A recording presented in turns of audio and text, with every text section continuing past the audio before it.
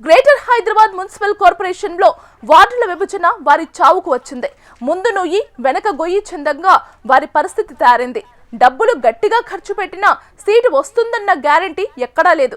GHMC విలీనమేమో గానీ రాజకీయ నిరుద్యోగుల సంఖ్య భారీగా పెరగబోతుంది. ఇంతకీ జిహెచ్ఎంసీలో విలీనానికి రాజకీయాల్లో నిరుద్యోగిత పెరగడానికి కారణమేంటి? Let us watch HMTV special report. వార్డుల విభజన ప్రస్తుతం జీహెచ్ఎంసీని కుదిపేస్తోంది. ఎవరిని కదిపినా వార్డుల విభజన తీరుపై తీవ్ర అసంతృప్తి వ్యక్తం చేస్తున్నారు. ఇప్పటికే 300 వార్డులుగా విభజించగా ఇప్పుడు వారం రోజుల పాటు ప్రజలు, రాజకీయ నేతల నుంచి సలహాలు స్వీకరిస్తోంది తెలంగాణ రాష్ట్ర ప్రభుత్వం. ప్రజల కన్నా రాజకీయ నేతలు జీహెచ్ఎంసీ కార్యాలయం చుట్టూ చక్కర్లు కొడుతున్నారు. ముఖ్యంగా మొదటి రోజే 40 ఫిర్యాదులొచ్చాయంటే అసంతృప్తి ఏ స్థాయిలో ఉందో అర్థం చేసుకోవచ్చు. ముఖ్యంగా ఓల్డ్ సిటీలో కలపొద్దంటూ చాలా మంది ఫిర్యాదులు చేస్తున్నారు. ఇక రాజకీయ నాయకుల పరిస్థితి మరింత గందరగోళంగా మారింది. వార్డులు 300 కనిపిస్తున్నా చాలా మంది రాజకీయ నేతలు మాత్రం ఆందోళన వ్యక్తం చేస్తున్నారు. విలీన శివారు మున్సిపాలిటీలు, కార్పొరేషన్లకు సంబంధించిన నేతలు తమ రాజకీయ భవిష్యత్తుపై ఆందోళన వ్యక్తం చేస్తున్నారు. ప్రస్తుతం గ్రేటర్లో విలీనమైన మున్సిపాలిటీలు, కార్పొరేషన్లలో గతంలో 266 వార్డులు ఉండగా ప్రస్తుతం పునర్విభజనలో 27 వార్డులకు తగ్గిపోయింది. దీంతో ఇక్కడ టికెట్పై ఆశలు పెట్టుకున్న నేతల అంచనాలు తలకిందులయ్యాయి. అలాగే ఆ నేతల పరిస్థితి ముందు నుయ్యి వెనక గొయ్యి అన్నట్టు తయారైంది. పార్టీ కోసం ఇప్పటికే ఎంతో వ్యయప్రయాసలు కోర్చి వాళ్లు తమ పరిస్థితి ఏంటో అని తలుచుకుని కుమిలిపోతున్నారట. ఒక్కో మున్సిపాలిటీ, కార్పొరేషన్ల బరిలో 2-3 కార్పొరేటర్ల స్థానాలకు మాత్రమే అవకాశం ఉండటంతో ఇక మరో మార్గం లేక లాబీయింగ్కు దిగాల్సిందేనని ఫిక్స్ అయినట్టు సమాచారం. ఆదిబట్ల మున్సిపాలిటీలో 15 వార్డులు ఉండగా ప్రస్తుతం 2 వార్డులకు పరిమితమైంది.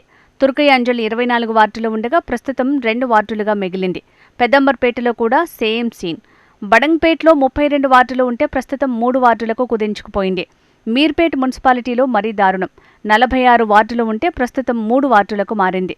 తుక్కుగూడలో 15 వార్డులకు గాను ఇప్పుడు 2 కార్పొరేటర్లు మాత్రమే పోటీ పడే పరిస్థితి నెలకొంది. మణికొండలో 20 వార్డులు ఉంటే ప్రస్తుతం ఆ సంఖ్య 2కు పడిపోయింది. ఇలా ఏ మున్సిపాలిటీ, కార్పొరేషన్ తీసుకున్నా ఇదే పరిస్థితి.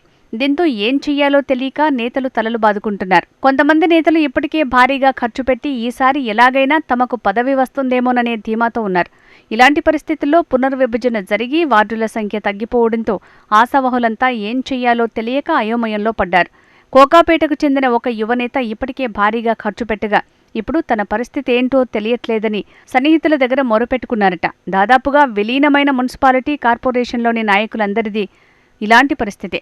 అందుకే నేతలు భారీగా జీహెచ్ఎంసీ ప్రధాన కార్యాలయానికి క్యూ కడుతున్నారు. తమకున్న అభ్యంతరాలను తెలియజేస్తున్నారు. ఇక మరికొంతమంది అయితే ఏకంగా పార్టీలోని కీలక వ్యక్తులను పట్టుకుని వాళ్ల ద్వారా రాయబారం నడిపించేస్తున్నారట. ఏదేమైనా జీహెచ్ఎంసీ విలీన ప్రక్రియ, వార్డుల పెంపు నిర్ణయం రాజకీయ నిరుద్యోగుల పొట్టకొట్టిందన్న వాదన బలంగా వినిపిస్తోంది. శివారు మున్సిపాలిటీలు, కార్పొరేషన్లు అలాగే ఉంటే తమకు అక్కడే పదవులు దక్కేవని, ప్రస్తుతం ఆ అవకాశం లేకుండా పోయిందని లబోదిబోమంటున్నారు చోటామోటా నేతలు.